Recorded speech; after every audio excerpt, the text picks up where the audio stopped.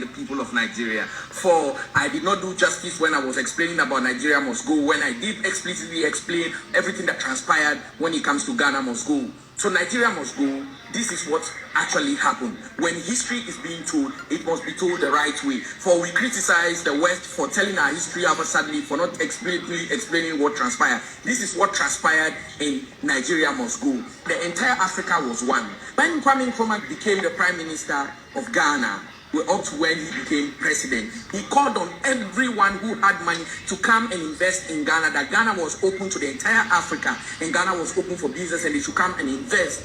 Nigerians, wealthy businessmen, were of 90% of the investors who moved to Ghana to invest. And the population of Nigerians in Ghana by then were up to 2 million Nigerians living in Ghana out of the 2.5 foreigners living in Ghana by then. But when Kwame Nkrumah was overthrown by Kotoka and the rest, then came Busia in power as Prime Minister. When Busia came, there was a staunch opposition to Kwame Nkrumah. He never liked Kwame Nkrumah and the policy. When he came, the very first thing he did was to dismantle Kwame Nkrumah's policy and brought in the Alien Compliance Order. When he brought in the Alien Compliance Order, this seek to sack every foreigner in Ghana. And he knew quite well that of all the foreigners in Ghana, Nigerians were 90% of them, and they were investors and businessmen. They invested in cocoa, invested in infrastructures, invested in all sorts of business, manufacturing, transportation, you name it. So when he passed this order, then he gave them a deadline to leave, the Nigerians had no option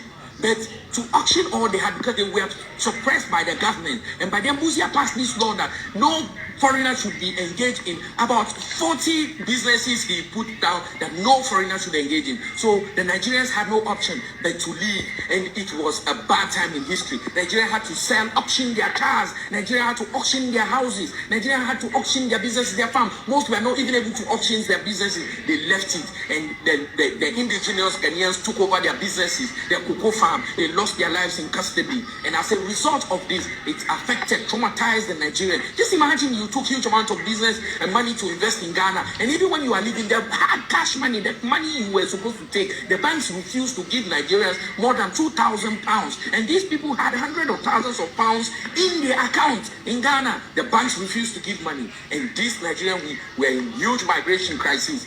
So as this happened, within that period, they were auctioning things in Ghana. Life was good because Ghanaians were rushing, buying Nigerian product as cheap as possible. Everything came down. The moment a Nigerian left, life became hell for Ghanaians.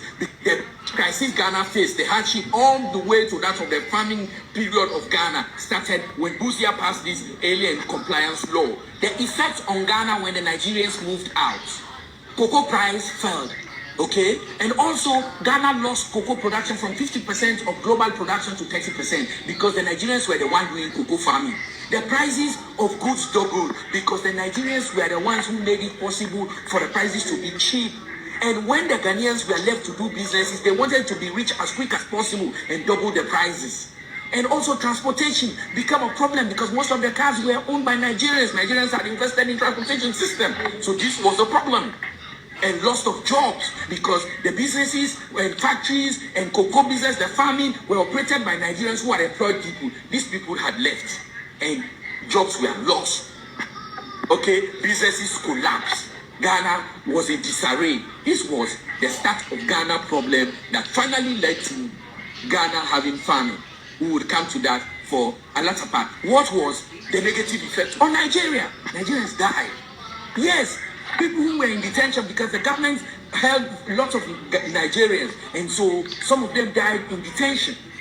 What again? Nigerians lost houses, lost cars, lost businesses, money. The banks could not allow Nigerians to take more than £2,000 from the bank because they didn't want this money to go. And these Nigerians had hundreds of thousands of pounds in their banks in Ghana.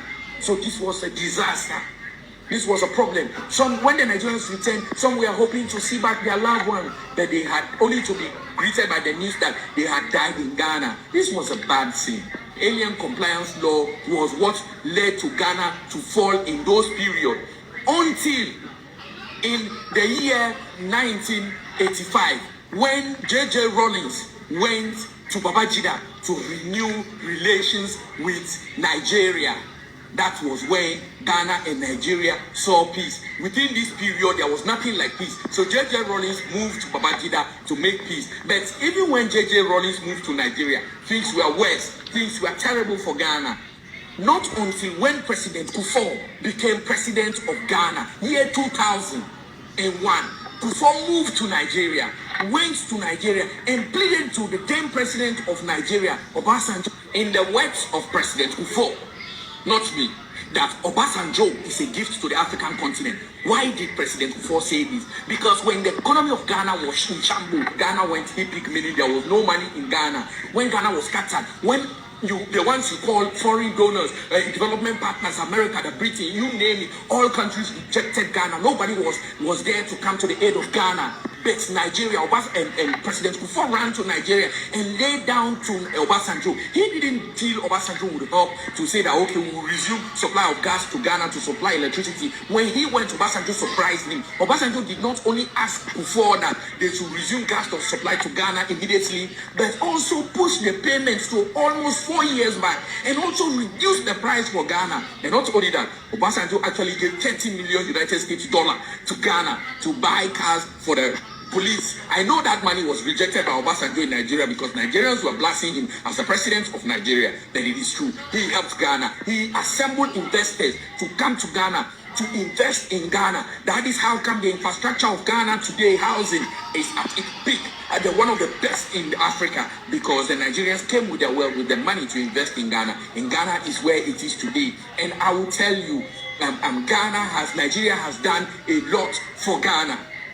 This I know most Nigerians don't know. That is how come President Kufuor, who ended saying that Obasanjo is a gift to Africa, named from 37 roundabouts, 37 to that of Achimota Forest as Obasanjo Highway in Ghana. This is as a result of the tremendous effort and help aid from the people of Nigeria, from the government of Nigeria to Ghana to help boost Ghana's economy. This is history. We must not shy away from it. There is so much between Nigeria and Ghana. Why we must put asunder our fight. Why we must put asunder blaming one another. Let me tell you, one of the reasons is Nigeria and Ghana started fighting for AU together with Sierra Leone. Sierra Leone brought this fire to Nigeria, brought it to Ghana, boiled Nigerians and Ghanaians, Nkrumah inclusive.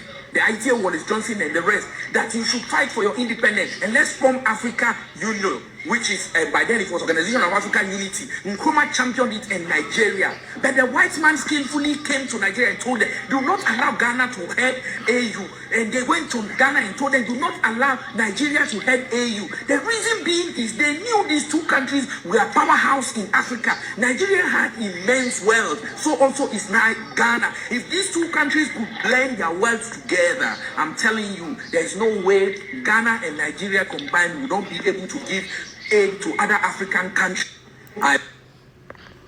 You hear it now, Ghanaians. And when Ghanaians were taking over the property, the house Nana Akufo-Addo is staying now at that close to that police station.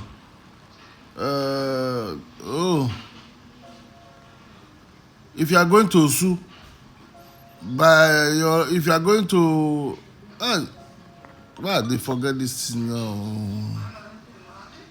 Nima police station, I think.